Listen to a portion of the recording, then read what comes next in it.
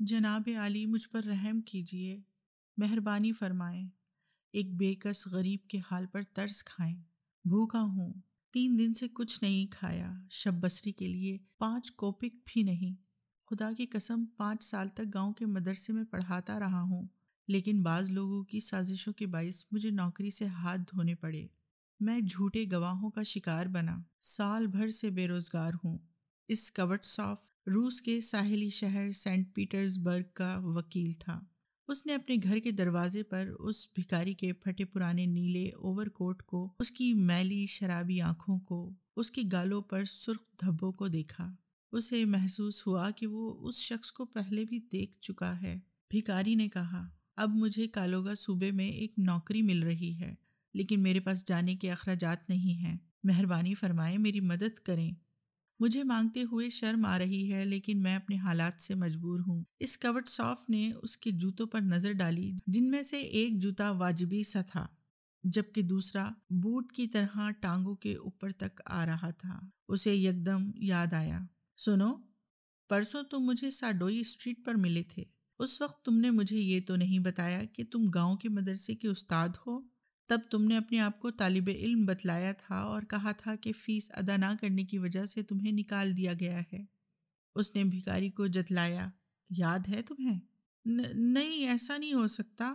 بھکاری الجھا ہوا حیرت کے ساتھ بات چبا کر بولا، میں گاؤں میں استاد ہوں، اور اگر آپ تسلی کرنا چاہیں تو میں آپ کو کاغذات دکھا سکتا ہوں۔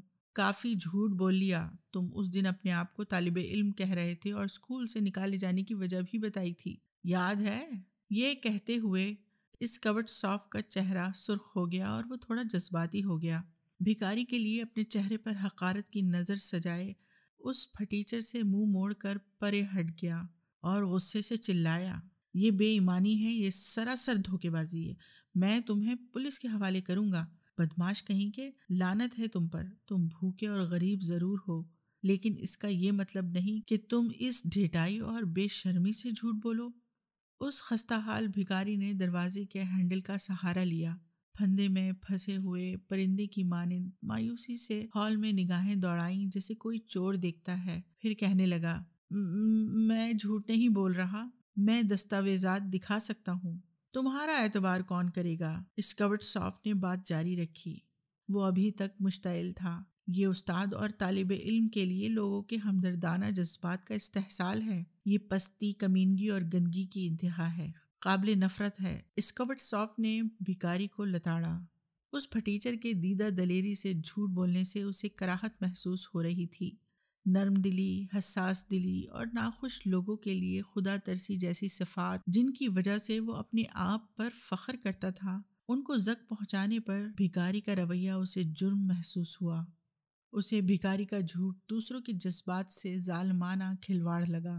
بھکاری نے پہلے تو اپنا دفاع کیا، قسمیں اٹھا اٹھا کر احتجاج کیا، پھر خاموش ہو گیا اور شرمندگی سے سر جھکایا، اپنے دل پر ہاتھ رکھ کر جھکے ہوئے سر کے ساتھ بولا، جناب، میں واقعی جھوٹ بول رہا تھا، نہ تو میں طالب علم ہوں، نہ ہی کسی گاؤں کے مدرسے کا استاد، یہ سب میری اختراع ہے۔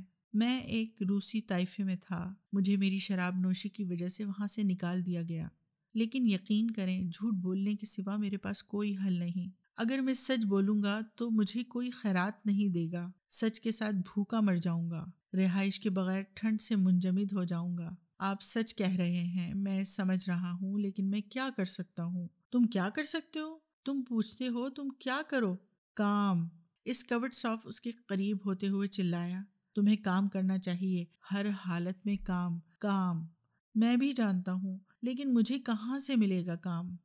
سب بکواس، تم جوان ہو، توانا اور صحت مند ہو، اگر تم چاہتے تو کام ڈھونڈ سکتے تھے، لیکن تمہیں پتا ہے تم سست ہو، بگڑے ہوئے ہو اور نشئی ہو، تمہارے منہ سے شراب کی بدبو آ رہی ہے، جھوٹ اور بے ایمانی تمہاری رگوں میں گھس چکی ہے، تم جھوٹ بولنے اور بھیک مانگنے کے قابل ہی رہ گئے ہو۔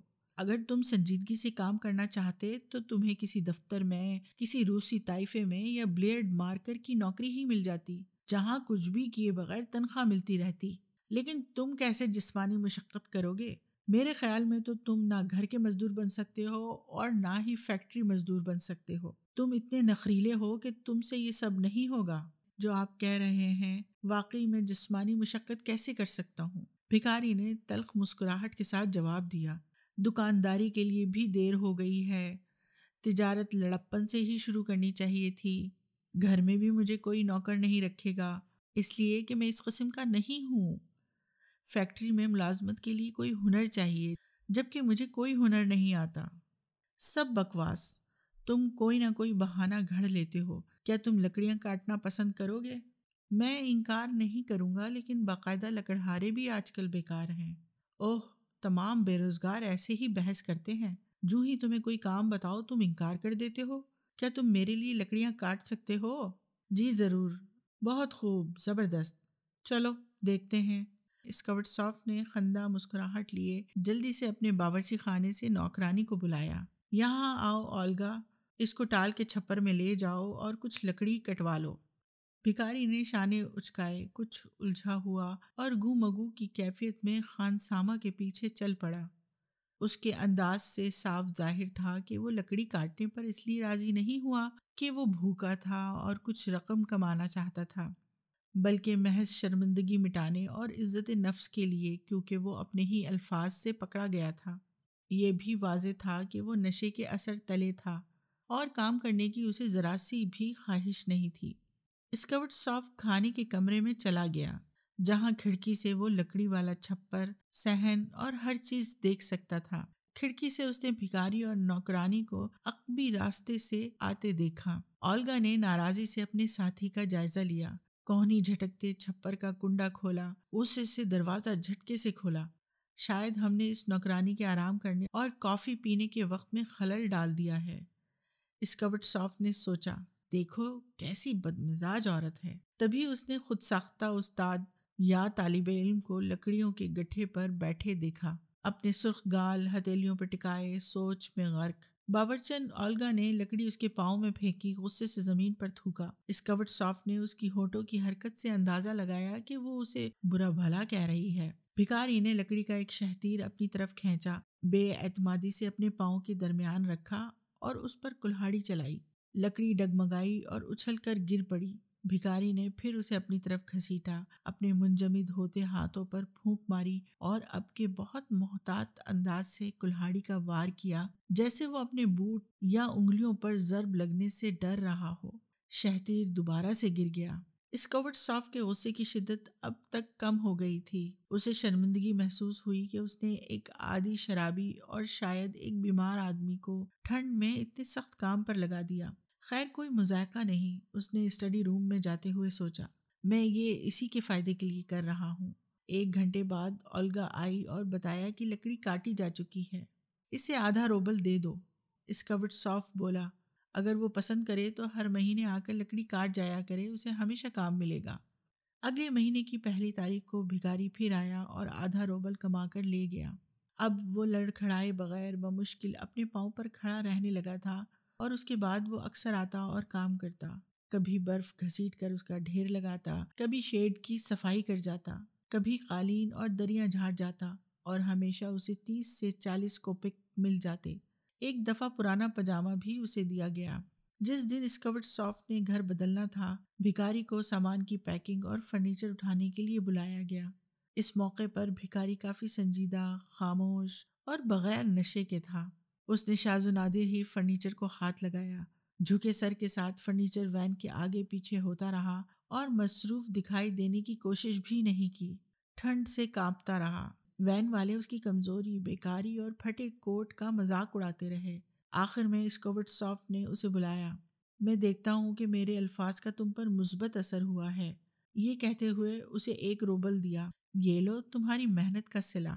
میں دیکھ رہا ہوں کہ تم نشے میں بھی نہیں ہو اور کام سے متنفر بھی نہیں۔ تمہارا نام کیا ہے؟ لشکوف۔ لشکوف، میں تمہیں اس سے بہتر کام دلوا سکتا ہوں۔ کیا تم پڑھنا لکھنا جانتے ہو؟ جی جناب۔ تو بس کل میرا یہ رقعہ لے جاؤ میرے ایک ساتھی کے پاس، وہ تمہیں کچھ نقول بنانے کے لیے دے گا۔ کام کرنا، نشہ مت کرنا، اور جو کچھ میں کہہ رہا ہوں اسے بھولنا مت۔ خدا حافظ۔ اسکوٹ سافٹ خوشی سے پھولے نہ سما رہا تھا۔ اس نے ایک شخص کو سیدھے رستے پر لگایا، اس کے بعد اس کے کندھے پر تھپکی دی، بلکہ رخصت ہوتے ہوئے اس سے ہاتھ بھی ملایا۔ لشکوف نے خط لیا اور چلا گیا، اور اس کے بعد وہ کام کرنے اسکورٹسوف کے گھر نہیں آیا۔ 2 سال گزر گئے۔ ایک دن جب اسکورٹسوف تھیٹر گھر کے ٹکٹ آفس کے باہر اپنے ٹکٹ کے لیے کھڑا تھا تو اس نے اپنے ساتھ کھڑے ایک چھوٹے شخص کو دیکھا جو چمڑے کا کوٹ اور خستہ حال چمڑے کی ٹوپی پہنا ہوا تھا۔ اس شخص نے کلرک سے ہچکچاتے ہوئے گیلری ٹکٹ مانگا اور کوپک میں ادائیگی کی۔ لشکوف، کیا یہ تم ہو؟ اسکورٹسوف نے اپنے سابقہ لکڑیاں کاٹنے والے کو پہچانتے ہوئے پوچھا۔ تم خیریت سے ہو؟ کیسے ہو؟ کہاں ہو؟ کیا کر رہے ہو؟ گزر بسر کیسی ہو رہی ہے؟ بہت عمدہ جناب، اب میں ایک نوٹری آفس میں کام کرتا ہوں، 35 روبلز کما لیتا ہوں۔ بہت خوب، شکر خدا کا، مجھے بہت خوشی ہوئی۔ تم جانتے ہو تم ایک طرح سے میرے روحانی شاگرد ہو۔ یہ میں تھا جس نے تمہیں سیدھا راستہ دکھایا۔ تمہیں یاد ہے میں نے تمہیں کتنا ڈانٹا تھا؟ تم شرم سے پانی پانی ہو گئے تھے۔ بہرحال بہت شکریہ میرے الفاظ یاد رکھنے کا۔ آپ کا بھی شکریہ، لشکوف بولا۔ اگر میں اس دن آپ کی طرف نہ آتا تو شاید میں ابھی تک خود کو اسکول ماسٹر یا طالب علم بنا کر بھیک مانگتا۔ جی بالکل، آپ کے گھر نے مجھے بچایا اور ذلت کے گڑھے سے نکالا۔ میں بہت بہت خوش ہوں۔ آپ کے خدا ترسی والے الفاظ اور عمل کا شکریہ۔ اس دن آپ نے جو کچھ کہا وہ بالکل صحیح تھا۔ میں زندگی بھر آپ کا ممنون رہوں گا۔ لیکن سچ تو یہ ہے کہ جس نے مجھے حقیقتاً بچایا وہ آپ کی نوکرانی اولگا تھی۔ وہ کیسے؟ وہ ایسے کہ میں جب لکڑیاں کاٹنے آتا وہ کہتی، آہ افسوس، تم قابل ترس انسان، تمہیں موت بھی نہیں آتی، اور میرے سامنے بیٹھ جاتی، افسوس کرتی، میرے چہرے کو دیکھتی اور واویلا کرتی، تم بدقسمت انسان، کیوں نشہ کرتے ہو؟ تمہارے لیے دنیا میں کوئی خوشی نہیں اور آخرت میں دوزخ میں جلو گے۔ وہ اسی طرح راگ الاپتی بہت پریشان ہوتی اور میرے لیے آنسو بہاتی۔ کہنے کی سب سے بڑی بات یہ ہے کہ میں کمزور اور نا تجربے کار تھا، اس لیے وہ میری جگہ میرے لیے لکڑیاں کاٹتی۔ آپ نہیں جانتے صاحب، میں نے کبھی آپ کی لکڑیاں نہیں کاٹی، وہی ہمیشہ کاٹتی تھی۔ میں بتا نہیں سکتا مجھ پر کس کا زیادہ اثر ہوا۔ میں بتا نہیں سکتا کہ اس نے کس طرح میرے لیے رنج و غم برداشت کیا، کس طرح اس نے مجھے بچایا۔ اسے دیکھتے ہوئے میں نے کیوں شراب چھوڑ دی، میں نہیں بتا سکتا۔ میں اتنا جانتا ہوں، جو وہ کہتی اور جس حسن سلوک اور شریفانہ طریقے سے وہ برتاؤ کرتی، اس سے میری روح بدلنا شروع ہو گئی، میرے دل میں تبدیلی آنے لگی۔ اس نے مجھے سیدھا راستہ دکھایا، میں اسے کبھی نہیں بھلا سکتا۔ اب جانے کا وقت ہے، وہ گھنٹی بجانے لگے ہیں۔ لشکوف نے جھک کر تعظیم دی اور گیلری کی طرف بڑھ گیا۔